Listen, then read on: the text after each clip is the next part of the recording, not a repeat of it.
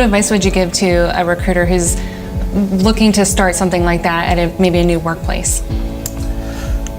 Take your time. It's probably the easiest and best advice I can give you. There's an avalanche of information that comes from, with that particular kind of job, and with interfacing between, everything, as you know, job boards and locums companies, and each one of them is a full-time job unto itself. So you have to prioritize. You have to, have a checklist. A lot of us just borrow ideas from each other.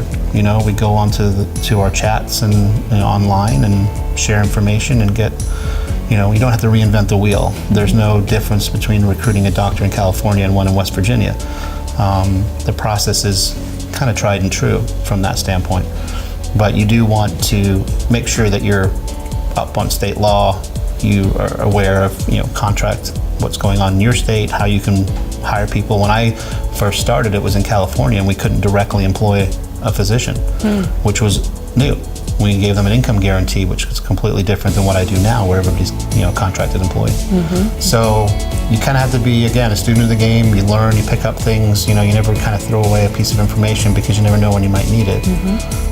But ultimately, it's a time process to build the best mousetrap you can build. Yeah, and it sounds like the physician recruitment part is easy, you said.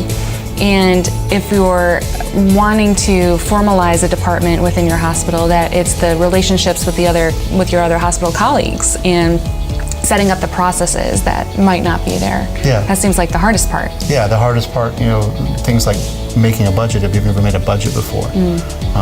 Justifying a budget to people who never had the department, let alone what it takes to run one, or how it's run. Interfaces with human resources, interfaces with marketing, interfaces with the C-suite. You as the physician recruiter are an ambassador for your particular health system or hospital, but you interact with every single level of the hospital, from the people that walk around working housekeeping, that you see when you're walking around with a candidate, all the way to, saying hi to the president because that candidate's going to interview, with the president, and being familiar with that is, it's good business to let the candidate know that you're, well received, that you're well liked, and this is a good place to work.